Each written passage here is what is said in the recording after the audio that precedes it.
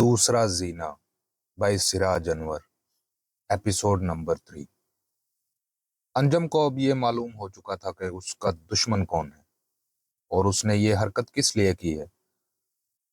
कोई और लड़का होता तो बटन वाला राज चीख चीख कर सबको बता देता, मगर अंजम अपनी आंखें और कान खुले रखना जानता था।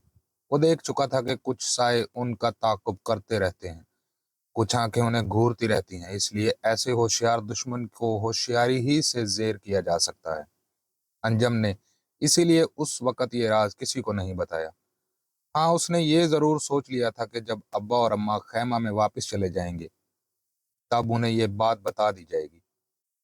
अब उस जगह से फ़ौरन ही वापस चलना बहुत ज़रूरी था, लिहाजा उसने इस तरह कहा कि कोई दूसरा भी सुन ले। चलें अब्बा जी, अब वापस चलें। हम लोग बेकार यहाँ वक्त ज़ाया कर रहे हैं। क्या कह रहे हो? असलम साहब ने हैरत से उसे देखा। ये निशानात बताते हैं कि यहाँ झोंपड़ी थी। और असलम साहब ने बात अधूरी इसलिए छोड़ दी कि अंजम ने उन्हें इशारे से खामोश रहने का कहा। सरवत और अम्मी अभी तक नहीं समझ सकी थी। सरवत ने कुछ कहने के लिए मुंह खोला ही था कि अंजम ने कहा, आइए अब चलते हैं, पहले हम समंदर में से अपना सामान निकाल लें।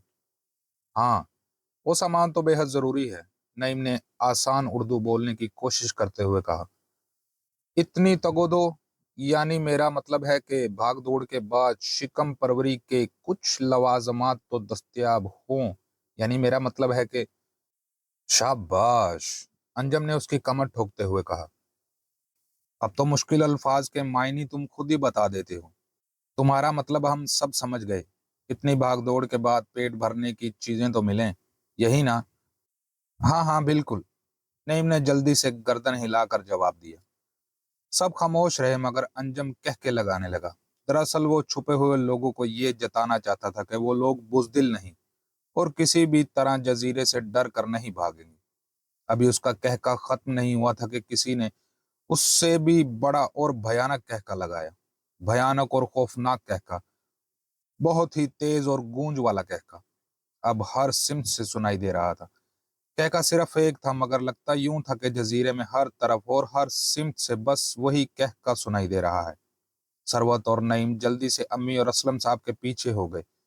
अंजम न डर था, मगर उस वक़्त वो भी सटपटा गया। घबरा कर उसने चारों तरफ देखा, मगर वहां कोई होता तो दिखाई देता। असलम साहब रिवॉल्वर हाथ में लिए हर सिमत पलट पलट कर देख रहे थे, मगर उन्हें भी कोई शख्स नजर नहीं आया। अलबत्ता कहका अभी भी सुनाई दे रहा था। वो मध्यम होने लगा और आहिस्ता आहिस्ता बिल्कुल खत्म हो गया। उसके बाद भयानक आवाज में किसी ने कहा, यहां से अब कोई नहीं जा सकता। जो यहाँ एक बार आ गया वो वापस नहीं गया। कौन हो तुम? कहां से बोल रहे हो? असलम साहब ने चिल्ला कर पूछा। सामने क्यों नहीं आते? अम्मी भी चीख कर बोली। सामने किस तरह आऊं जबकि मेरा कोई जिस्म नहीं? आवाज ने कहा। मैं देवता हूं और देवता दिखाई नहीं दिया करते। तुम हमसे क्या चाहते हो? असलम साहब ने दरियाफ्त किया। तुमने इस जजीरे पर कदम क्यों रखा? क्यों? क्या ये कोई गुनाह है? बिल्कुल, आवाज ने गुस्से से कहा। ये मुकद्दस जजीरा है, यहाँ मैं और मेरे पुजारी रहते हैं। तुम्हारे कदम से ये जगह नापाक हो गई है। तुम्हारा पुजारी कौन है?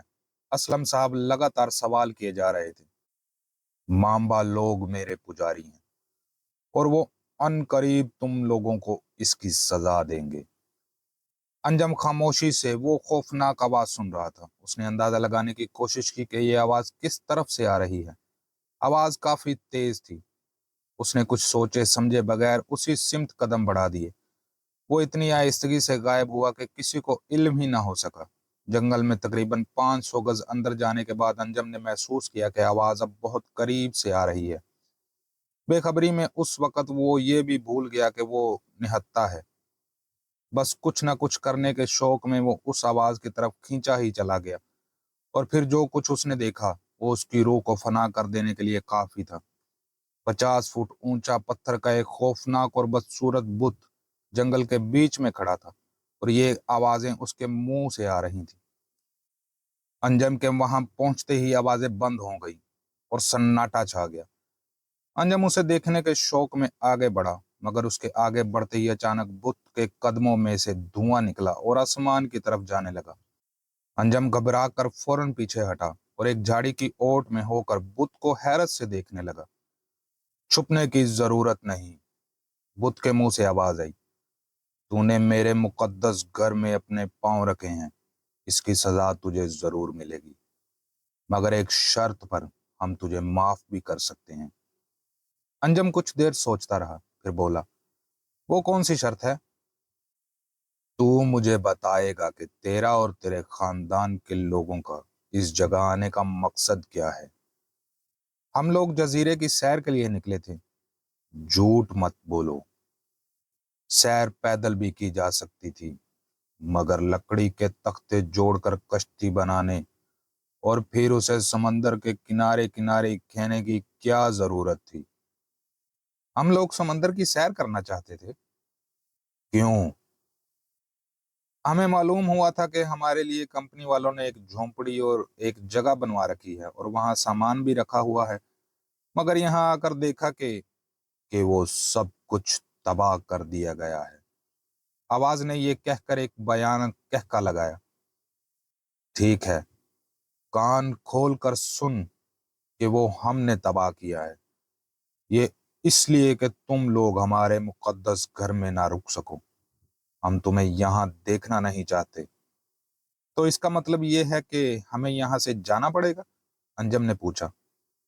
हाँ, जाना पड़ेगा, क्योंकि ये देवता का आस्थाना है। यहाँ कोई आदमी नहीं रह सकता। ठीक है, अंजम ने सर हिलाकर कहा।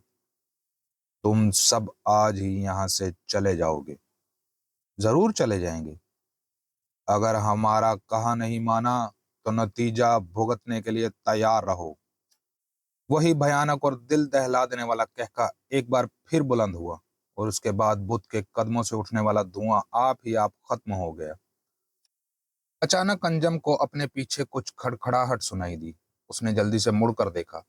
असलम साहब, अम्मी, नईम और सरवत उसे ढूंढते हुए उसी तरफ आ गए थे। अंजम, तुम में ये बुरी आदत है कि तुम बगैर किसी को बताए चले जाते हो। असलम साहब ने कहा। गलती हो गई, माफी चाहता हूँ। बेटे, यहाँ हम सबको एक साथ ही रहना चाहिए, अम्मी ने कहा। तुम्हारा ज़ौक़े तजस्सुस दूसरों के लिए बाइसे उज़्र हो सकता है, नईम ने कहा। यानी मेरी ये छानबीन करने की आदत दूसरों को तकलीफ पहुंचा सकती है, अंजम ने मुस्कुराते हुए कहा। नईम ने जल्दी जल्दी सबको देखा तो उनके मुंह बने हुए नजर आए। वो झींप गया। मगर यहाँ ये बुत कैसा है? अम्मी को बड़ी देर के बाद बुत का ख्याल आया। पुराने जमाने में जो लोग इस जजीरे में रहा करते थे, शायद ये उनका देवता है, अंजम ने जवाब दिया। ऐसा लगता है कि ये ठोस चट्टान को काट कर बनाया गया था, सरवत ने राय जाहिर की। मुमकिन है ये मांबा कौम का कोई देवता हो, असलम साहब ने बुत को ऊपर से नीचे तक देखते हुए कहा। अब्बा जी, अंजम ने कुछ देर सोचने के बाद कहा, मैं चाहता हूं कि हम लोग अब जल्द से जल्द ये जजीरा छोड़ दें। क्यों? असलम साहब ने हैरत से पूछा। इसलिए कि हमारा यहाँ रहना खतरनाक है, अंजम ने आंख से इशारा करते हुए कहा। हाँ, खतरनाक तो बेशक है, असलम साहब ने इशारा समझकर कहा। जजीरे की रूह से अभी मेरी बात हुई है। उसने ये कहा है कि अगर हम यहाँ से नहीं गए तो मुश्किल में फंस जाएंगे। जजीरे की रूह वही तो नहीं जिमी भैया जिसके कहके हमने सुने थे? सरवत ने बुत को घूरते हुए कहा। हाँ, वही है। ये उसी का हुक्म है कि हम जल्द से जल्द जजीरा खाली कर दें। ठीक है, हम जजीरा खाली कर देंगे, असलम साहब ने जवाब दिया। अब हमें वापस अपने खेमे में चलना चाहिए। रात होने वाली है, इसलिए कल सुबह अपना सामान बांधना शुरू कर देंगे। सामान बांधने में 2 दिन तो लग जाएंगे। फिर हम सुरमा को वायरलेस कर देंगे और वो हमें आगे ले जाएगा। इस तरह हमें शायद इस जजीरे में 3 दिन और गुजारने पड़े। चौथे दिन यकीनी तौर पर हम चले जाएंगे। क्यों अब्बा जी? मैंने ठीक कहा ना? हाँ हाँ, इसके अलावा और हो भी क्या सकता है? असलम साहब सर हिलाकर बोले। उन्हें यकीन हो गया था कि अंजम ने कोई खास बात मालूम कर ली है और किसी वजह से वो बताना नहीं चाहता। اس لیے وہ بھی بنا سوچے سمجھے اس کی ہر بات پر ہاں کہہ رہے تھے۔ بدھ کو ایک بار پھر غور سے دیکھنے کے بعد ادھر ادھر دیکھتے ہوئے وہ لوگ پھر وہیں آ گئے جہاں انہیں ٹوٹی ہوئی جھونپڑی کے آثار دکھائی دیے تھے۔ انجم نے سب سامان رافٹ پر چڑھانے کے لیے کہا، اور جب سامان رافٹ پر لد چکا تو اس نے اسلم صاحب کو ایک چٹان کی آڑ میں بیٹھنے کے لیے کہا اور نعیم اور ثروت کو ہدایت کی کہ وہ دونوں یوں ہی رافٹ کے رسیوں کو ٹھیک کرتے رہیں تاکہ یہ ظاہر ہو کہ ڈھیلی رسیوں کو کس کر باندھا جا رہا ہے۔ جس چٹان کی آڑ میں اسلم صاحب بیٹھے تھے وہ اوپر سے جھاڑیوں سے ڈھکی ہوئی تھی، یوں سمجھیں کہ وہ ایک طرح کی چھتری تھی۔ اگر اسلم صاحب کو کوئی دیکھنا چاہتا تو صرف سمندر میں سے دیکھا جا سکتا تھا، ورنہ وہ کسی کو نظر نہیں آ سکتے تھے۔ ابا جی، ذرا غور سے سنیے اور پھر مشورہ دیجیے کہ اب ہم کیا کریں، انجم نے ان کے کان میں جلدی جلدی کہنا شروع کیا۔ اس کے ساتھ ہی اس نے وہ سب بھی بتا دیا جو اس نے سنا اور جو بت نے اس سے کہا۔ اسلم صاحب بہت حیران ہوئے۔ تمہارا مطلب ہے کہ بت بول رہا تھا؟ جی ہاں، ہرگز نہیں، ایسا بھلا کس طرح ہو سکتا ہے؟ یقین تو مجھے بھی نہیں آتا ابا جی، ضرور اس میں کوئی راز ہے اور وہ راز میں ڈھونڈ کر رہوں گا۔ اب سنیے کہ میں کیا کہنا چاہتا ہوں، میری بات سن لیجیے اور پھر جو آپ کہیں گے میں اس پر عمل کروں گا۔ میں نے دراصل کسی کو سنانے کے لیے وہ کہا تھا کہ ہم اس جزیرے سے جانے میں 2-3 دن ضرور لگائیں گے۔ میرا خیال ہے کہ آپ، امی اور ثروت واپس چلے جائیں اور میں نعیم کے ساتھ یہی رہوں۔ کیا کہہ رہے ہو؟ اسلم صاحب نے چونک کر انجم کو دیکھا۔ ایسا بھلا کس طرح ہو سکتا ہے؟ ایسا کرنا پڑے گا ابا جی، انجم نے کہا۔ میں نے کچھ سائے ایسے دیکھے ہیں جو چھپ چھپ کر ہمیں دیکھتے رہتے ہیں، یقیناً وہ ماما لوگ ہوں گے۔ وہ بت ان کا دیوتا ہے۔ میں چاہتا ہوں کہ جنگلی یہ دیکھ لیں کہ ہم لوگ رافٹ میں بیٹھ کر روانہ ہو چکے ہیں، مگر اس سے فائدہ کیا ہوگا؟ میں اور نعیم یہاں چھپ کر اس بت کا راز جاننے کی کوشش کریں گے۔ اس طرح ہو سکتا ہے کہ ہمیں کیپٹن سلور کے خزانے کا بھی پتہ لگ جائے۔ کیپٹن سلور کے خزانے کا پتہ تمہیں کس طرح چل سکتا ہے؟ میں یہ تحریر رات کو پڑھنا چاہتا ہوں جو مریجا پر لکھی ہے۔ لیکن مریجا ہے کیا بلا؟ اس لمبے سے خوفناک بت کا نام ہی مریجا ہے ابا جی، اور وہ عبارت اس کے قدموں کے نیچے پتھر پر کھدی ہوئی ہے۔ کیا کہہ رہے ہو تم؟ اسلم صاحب کو اتنی حیرانگی ہوئی کہ وہ قریب قریب چیخ پڑے۔ ان کی آواز سن کر ثروت بھی آ گئی اور خاموشی سے ان کے پاس بیٹھ کر باتیں سننے لگی۔ میں ٹھیک کہہ رہا ہوں، میں رات کو یہاں رک کر وہ عبارت نقل کرنا چاہتا ہوں، مگر بیٹے اس کام میں بہت خطرہ ہے، اسلم صاحب نے کہا۔ میں جان بوجھ کر تمہیں خطرے میں نہیں جھونک سکتا۔ اس ارادے سے باز آ جاؤ اور ہمارے ساتھ وہیں چلو۔ وہ عبارت بیکار ہے۔ یہ تو سوچو کہ جب وہ اتنی صفائی سے لکھی ہوئی ہے تو کسی اور نے اسے کیوں نہیں پڑھ لیا؟ اول تو اس لیے نہیں پڑھا کہ جنگلی ماما پڑھنے لکھنے کے قابل نہیں، دوسرا کسی اور نے یوں نہیں پڑھا کہ وہ اسکاؤٹوں کے اشارے والی زبان میں لکھی ہوئی ہے۔ اوہ، تو یہ بات ہے۔ اسلم صاحب سوچ میں پڑ گئے۔ دراصل وہ سوچ رہے تھے کہ اپنے پیارے اور چہیتے بیٹے کو جان بوجھ کر خطرے میں کیسے چھوڑ دے۔ پھر انہیں اس کا بھی یقین تھا کہ اس کے علاوہ کوئی اور چارہ بھی نہیں ہے۔ یہ تو ممکن ہے کہ وہ خود یہاں رک کر وہ عبارت نقل کر لیں، مگر پھر رافٹ کو کون چلائے گا؟ آپ کچھ سوچئے مت، بس ایک ٹارچ اور ایک قطب نما دے دیجئے۔ میں نے اندازہ لگا لیا ہے کہ ہمارا خیمہ کس طرف ہے۔ میں عبارت نقل کر لینے کے بعد جزیرے کے اندر ہی اندر چلتا ہوا خیمے تک پہنچ جاؤں گا۔ جب یہ بات امی اور نعیم کو بتائی گئی تو نعیم تو خاموش رہا، مگر امی پریشان ہو گئی اور وہ دیر تک انجم کو سمجھاتی رہیں۔ وہ اس بات سے پریشان تھی کہ انجم رات کے وقت جھونپڑی کی سمت کس طرح معلوم کرے گا اور خدا نہ خواستہ رستے میں کوئی درندہ وغیرہ نہ مل جائے۔ اس مشکل کو نعیم نے حل کیا۔ اس نے بتایا کہ خیمے کے برابر میں اونچا سا درخت ہے، اس پر ایک لالٹین لٹکا دی جائے اور یہ لالٹین ثروت درخت پر چڑھ کر لٹکائے۔ ثروت نے درخت پر چڑھ کر لنگور کے گوڈ کو بھی دریافت کیا تھا اور اسے درختوں پر چڑھنے کی عادت بھی ہے، اس لیے یہ کام آسانی سے ہو جائے گا۔ رات کو لالٹین کی روشنی دیکھ کر ہم دونوں خیمے کی طرف آ جائیں گے۔ رہے درندے تو ہمیں ایک پستول دے دی جائے، صرف ضرورت کے وقت ہی ہم اسے استعمال کریں گے، ورنہ وہ ایسی ہی پڑی رہے گی۔ امی کو پہلی بار معلوم ہوا کہ نعیم کے دماغ میں موٹے موٹے الفاظ ہی نہیں بلکہ عقل بھی ہے۔ राफ्ट पर सामान इस तरह चुना गया कि अगर जजीरे में से कोई अंजम और नईम को देखना चाहता तो ये समझ ले कि वो दोनों सामान की ओट में होंगे। उसके बाद अम्मी ने कुछ दुआएं पढ़कर अंजम और नईम पर फूंकी। उनकी आंखों में आंसू भी आ गए, मगर उन्होंने जल्दी से अपना मुंह दूसरी तरफ फेर लिया और फिर राफ्ट समंदर में आहिस्ता आहिस्ता आगे की तरफ बढ़ने लगी।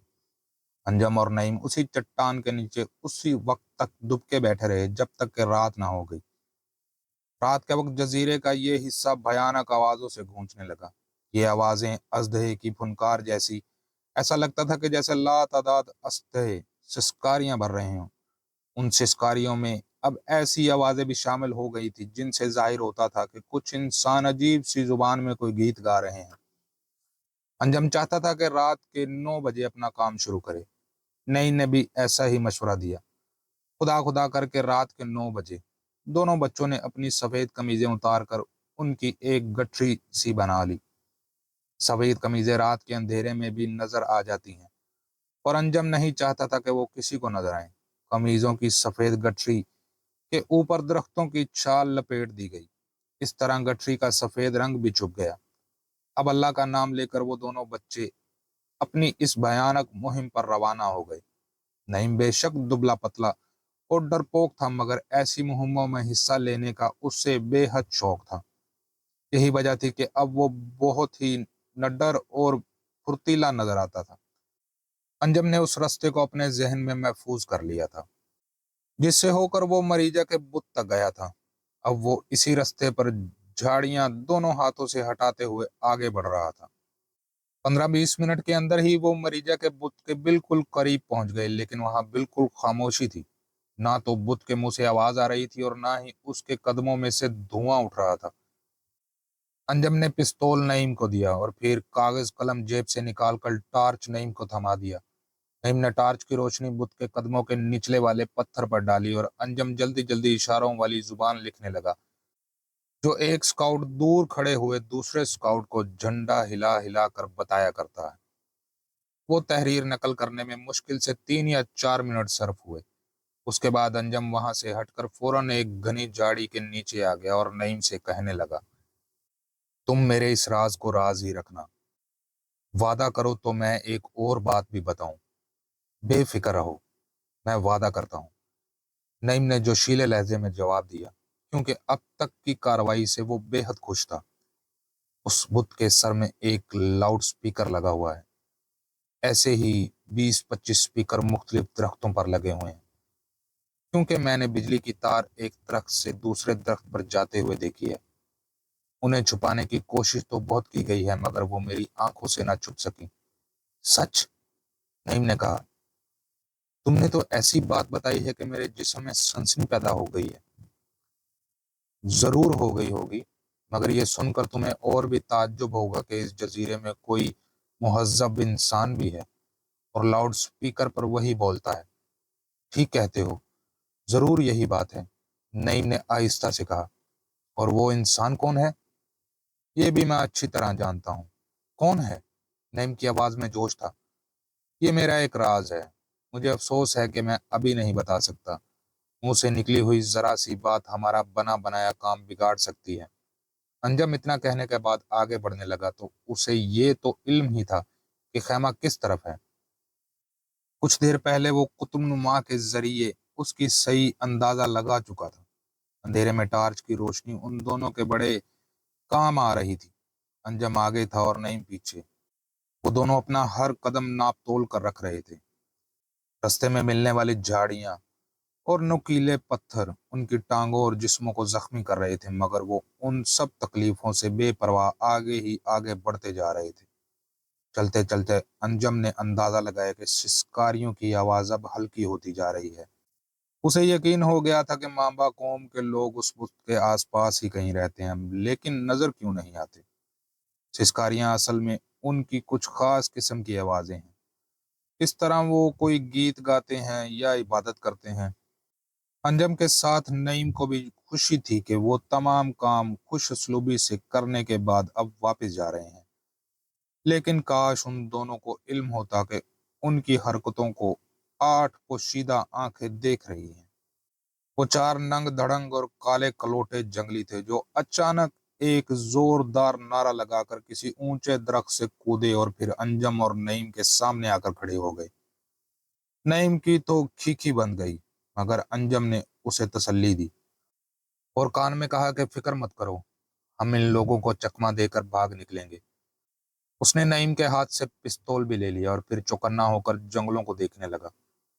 مانبا قوم کے 4 آدمیوں کو انجم پہلی بار دیکھ رہا تھا۔ وہ لوگ بڑے بھیانک، ان کے سروں کے بال کھڑے ہوئے تھے۔ انہوں نے صرف ایک لنگوٹی باندھ رکھی تھی اور ہتھیار کی جگہ کسی درخت کی ایک لمبی سی نوکیلی شاخ اپنے ہاتھ میں پکڑے ہوئے تھے۔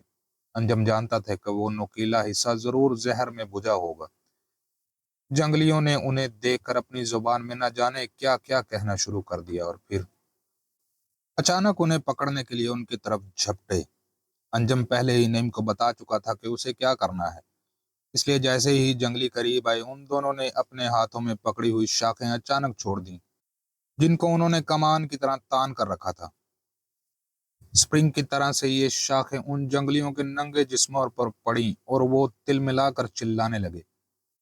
اس موقع سے فائدہ اٹھا کر وہ دونوں تیر کی طرح ان کی کھلی ہوئی ٹانگوں کے نیچے سے نکل کر سامنے کی سمت میں تیزی سے بھاگنے لگے۔ جنگلی اب بھی چلا رہے تھے۔ پہلے تو ان کی سمجھ میں ہی نہ آیا کہ ان کی ٹانگوں کے نیچے سے کیا چیز نکل گئی ہے، اور جب انہیں اس حقیقت کا پتہ چلا تو وہ انجم اور نعیم کے پیچھے ان کی طرف بھاگنے لگے اور اپنی زبان میں خوفناک نعرے لگانے لگے اور پھر کودتے پھانکتے ان دونوں کے پیچھے دوڑ پڑے۔ دونوں لڑکے پوری طاقت سے دوڑ رہے تھے، لیکن چونکہ وہ رستے سے اچھی طرح واقف نہ تھے اور راہ میں بار بار چٹانیں اور کھڈے بھی آ رہے تھے، اس لیے ان کی رفتار آہستہ آہستہ مدھم ہوتی جا رہی تھی۔ اپنے پیچھے وہ جنگلیوں کی آوازیں برابر سن رہے تھے اور وہ آوازیں دھیرے دھیرے قریب آ رہی تھیں۔ اس سے ان کو یقین ہونے لگا تھا کہ جنگلی ضرور انہیں پکڑ لیں گے۔ دوڑتے دوڑتے نعیم نے انجم کو مشورہ دیا کہ انہیں کسی محفوظ مقام پر چھپ جانا چاہیے، مگر انجم اس مشورے پر عمل کرنے کو تیار نہ تھا۔ ان کا تعاقب برابر ہو رہا تھا اور انہیں بھاگتے بھاگتے اب آدھا گھنٹہ ہو چکا تھا، اس لحاظ سے اب انہیں جھونپڑی کے قریب ہی ہونا چاہیے تھا۔ ایک جگہ رک کر جیسے ہی وہ سانس لینے کے لیے رکے تو ان کی نظر سامنے ایک درخت پر چلی گئی، اور پھر یہ دیکھ کر ان کے منہ سے خوشی کی چیخ نکل گئی کہ ان کے درخت کی چوٹی پر ہلکی سی روشنی نظر آ رہی تھی۔ جنگلیوں کی آوازیں اب بہت قریب آ چکی تھی۔ انجم نے پھر بھاگنا شروع کر دیا، نعیم ان کے پیچھے بھاگتا تھا۔ اچانک ان دونوں کو ایک دم رک جانا پڑا، کیونکہ انجم سے تھوڑے ہی فاصلے پر 2 جنگلی کھڑے ہوئے تھے، اسے گھور رہے تھے۔ چاند اس عرصے میں کافی اونچا ہو چکا تھا اور اس کی ہلکی ہلکی سی 2 دایا روشنی جنگل کا ہر حصہ بالکل صاف نظر آ رہا تھا۔ پہلے تو انجم کی سمجھ میں کچھ نہیں آیا کہ وہ 2 جنگلی اس سے پہلے وہاں کیسے پہنچ گئے، لیکن جب اسے اپنے پیچھے سے بھی 2 جنگلی چیختے چلاتے ہوئے دکھائی دیے تو وہ معاملے کی تہہ تک پہنچ گیا۔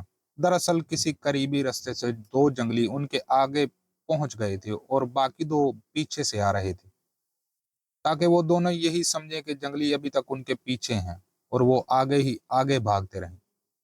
دونوں جنگلی انہیں خوفناک نظروں سے گھور رہے تھے۔ انجم اور نعیم تھے تو آخر لڑکے ہی، وہ دونوں جنگلیوں کی اس چالاکی کو نہ سمجھ سکے۔ اس سے پہلے کہ انجم اپنا پستول نکالتا، پیچھے 2 جنگلیوں نے جلدی سے آگے بڑھ کر ان دونوں کو پکڑ لیا۔ وہ خود کو چھڑانے کے لیے جدوجہد کرتے رہے اور اس عرصہ میں آگے والے جنگلی بھی ان کے قریب آ گئے۔ ان میں سے ایک نے آتے ہی انجم کو گھونسوں اور لاتوں سے مارنا شروع کر دیا۔ پہلے تو وہ برداشت کرتا رہا، مگر آخر کہاں تک، اس کے منہ سے چیخیں نکلی۔ انجم کو پیٹتے دیکھ کر نعیم بھی چیخنے لگا۔ بچے جب کسی بکری کو ستاتے ہیں تو وہ بھی مجبور ہو کر سینگ مار دیتی ہے۔ انجم اور نعیم نے بھی یہی کیا۔ انہوں نے باری باری ان دونوں جنگلیوں کے ہاتھوں پر کاٹنا اور پیٹ میں ٹکر مارنا شروع کر دی۔ جنگلی اس سے اور بھی ناراض ہو گئے۔ اب انہوں نے طے کر لیا تھا کہ ان دونوں کو ختم ہی کر دیا جائے۔ انجم ان کے اس ارادے کو بھانپ چکا تھا اور اس نے ایک آخری مگر زوردار کوشش خود کو آزاد کرانے کی، مگر سب بیکار۔ جنگلیوں کے ہاتھ شکنجے تھے، دونوں اپنے سر توڑ کوشش کے باوجود بھی آزاد نہ ہو سکے۔ اتنی دیر میں سامنے والے جنگلیوں نے اپنی وہی لمبی اور پتلی سی درخت کی نوکیلی شاخ ہاتھ میں بلند کی اور وار کرنے کے لیے بالکل تیار تھے۔ انجم سمجھ گیا کہ بس اب تو خدا ہی حافظ ہے۔ دل ہی دل میں وہ سوچ رہا تھا کہ اپنی حد سے آگے بڑھنے کا انجام کبھی اچھا نہیں ہوا کرتا۔ انسان کو اپنی بساط کے مطابق کام کرنا چاہیے۔ جس مہم کو وہ سر کرنے کا بیڑا اس نے اٹھایا تھا وہ اس کے لائق نہ تھا۔ یہ کام تو کسی ہوشیار اور بہادر آدمی کے کرنے کا تھا۔ ان جیسے کمزور لڑکوں نے بیکار ہی یہ مشکل کام اپنے ذمے لیا۔ جنگلی لکڑی کے بھالے پھینکنے ہی والے تھے کہ اچانک نعیم کو خیال آیا کہ انجم کے پاس پستول بھی تو ہے۔ اس نے فوراً ہی چلا کر انجم سے کہا کہ وہ پستول چلا دے۔ اب مصیبت یہ تھی کہ اس مار کوٹائی میں پستول انجم کے ہاتھ سے چھوٹ کر نیچے گر چکا تھا، اور اتنا موقع تھا ہی نہیں کہ اسے ڈھونڈا جاتا۔ پھر بھی اس نے کوشش ضرور کی، اور پھر یہ دیکھ کر خدا کا شکر ادا کیا کہ پستول وہیں اس کے قدموں کے پاس پڑا ہوا ہے۔ ایک سیکنڈ ضائع کیے بغیر اس نے بجلی کی سی تیز رفتاری کے ساتھ پستول اٹھایا اور گولی چلانا ہی چاہا تھا کہ ایک جنگلی نے آگے بڑھ کر اس کے ہاتھ پر ہاتھ مارا۔ پستول نیچے زمین پر گر گیا، اور اسی کے ساتھ انجم اور نعیم کے پیچھے کھڑے ہوئے جنگلیوں نے ان کی مشقیں کس لیں۔ اپنے آپ کو بے بس دیکھ کر انجم بری طرح رونے لگا، اور پھر اس کے رونے میں نعیم کی بھی آواز شامل ہو گئی۔ وہ بری طرح چلا رہے تھے۔ جنگلیوں نے یہ سوچ کر کہ کہیں ان کی چیخو پکار کوئی سن نہ لے اور یہاں نہ آ جائے، انہیں جان سے مار ڈالنے کا ارادہ کر لیا۔ پیچھے والے جنگلیوں نے اب ان دونوں کو بری طرح دبوچ لیا، اور سامنے والے جنگلی لکڑی کے بھالے ہاتھ میں لیے پینترے بدلنے لگے۔ ان میں سے ایک پیچھے ہٹا اور پھر بھالا پھینکنے کے لیے تیزی سے آگے بڑھا۔ اچانک ایک عجیب بات ہوئی۔ ایک زوردار دھماکہ ہوا، اور پھر ایک جنگلی زمین پر گر کر تڑپنے لگا۔ دوسرا ابھی سمجھنے بھی نہ پایا تھا کہ کیا ہوا ہے کہ فوراً ہی دوسرا دھماکہ ہوا، اور وہ بھی ایک زبردست چیخ مار کر گر گیا۔ ان دونوں کا یہ حشر دیکھ کر وہ جنگلی بھی اچانک بھاگ کھڑے ہوئے جنہوں نے انجم اور نعیم کو پکڑا ہوا تھا۔ انجم اور نعیم بھی روتے چلاتے دوڑے اور پھر اس آدمی سے لپٹ گئے جو بندوق تانے اسی طرف آ رہا تھا۔ یہ اسلم صاحب تھے۔ کچھ دیر بعد انجم اور نعیم خیمے میں بیٹھے ہوئے اپنی کہانی سنا رہے تھے۔ انجم کا اندازہ بالکل درست تھا۔ جس مقام پر جنگلی گولی کھا کر گرے تھے وہ جھونپڑی سے بہت ہی قریب تھا۔ انجم اب خدا کا شکر ادا کر رہا تھا کہ اسلم صاحب وقت پر پہنچ گئے تھے، ورنہ اس وقت وہ دونوں جنگلیوں کی جگہ مرے پڑے ہوتے۔ اسلم صاحب نے اس عرصہ میں انجم کو یہ خوشخبری سنا دی تھی کہ رافٹ کے ذریعے خیمے میں آنے کے فوراً بعد ہی انہوں نے ملا سورما کو وائرلیس کے ذریعے یہ خبر پہنچا دی تھی کہ وہ لوگ خطرے میں ہیں، اور وہ جلدی سے جلدی جزیرے میں پہنچنے کی کوشش کرے۔ سورما بس کچھ ہی دیر میں یہاں حفاظتی دستے لے کر آنے والا ہے۔ واقعی یہ تو خوشی کی خبر ہے۔ انجم اور نعیم مدد پہنچنے کے خیال سے بہت خوش ہوئے۔ اسلم صاحب نے تحریر کے بارے میں کچھ دریافت نہیں کیا تھا، مگر انجم انہیں جلد سے جلد وہ تحریر دکھانا چاہتا تھا۔ ابھی وہ کچھ کہنے ہی والا تھا کہ اچانک کوئی چیز پھدک کر ان دونوں کی گود میں آ کر بیٹھ گئی۔ یہ لنگور تھا۔ انجم کو اس نے کافی دیر سے نہیں دیکھا تھا، اس لیے محبت ظاہر کرنے کے لیے اس کے پاس آ کر بیٹھ گیا تھا۔ انجم نے اس کے سر پر محبت سے ہاتھ پھیرا اور پھر اسلم صاحب سے کہنے لگا، ابا جی، میں مریجا کے قدموں پر لکھی ہوئی وہ تحریر تو نقل کر لایا ہوں، اب اسے پڑھ کر سمجھنے کی ضرورت ہے۔ تم نے واقعی یہ بہت بڑا کارنامہ سر انجام دیا ہے بیٹا، اسلم صاحب نے خوش ہو کر کہا۔ تمہیں اور نعیم کو جب واپس آنے میں بہت دیر ہو گئی تو ہم لوگ تمہیں ڈھونڈنے کے لیے روانہ ہوئے۔ امی محبت بری نظروں سے انجم کو دیکھتے ہوئے بولی، خدا کا شکر ہے، بڑا کرم ہوا کہ تمہارے ابا نے ان جنگلیوں کو دیکھ لیا، ورنہ بیٹا تم ضرور مصیبت میں پھنس جاتے۔ پھنس کہاں جاتے؟ امر واقعہ یہ ہے کہ اس صورت میں ہم قید قسین اور قید حیات دونوں سے نجات پا جاتے۔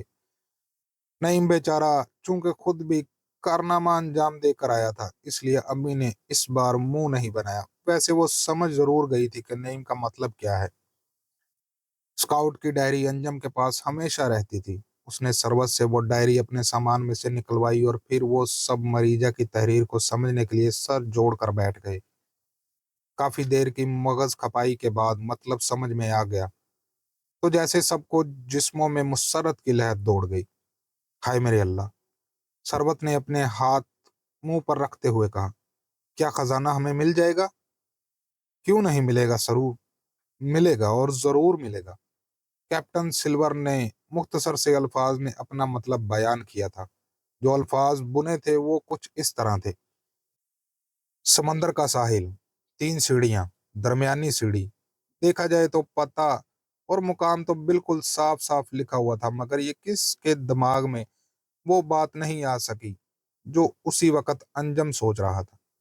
اس نے کیپٹن سلور کی ڈائری کے اسی ورق پر جہاں اس نے 22 جنوری 1960 والی بات لکھی ہوئی تھی، خزانے کا یہ راز بھی اپنی قلم سے لکھ دیا۔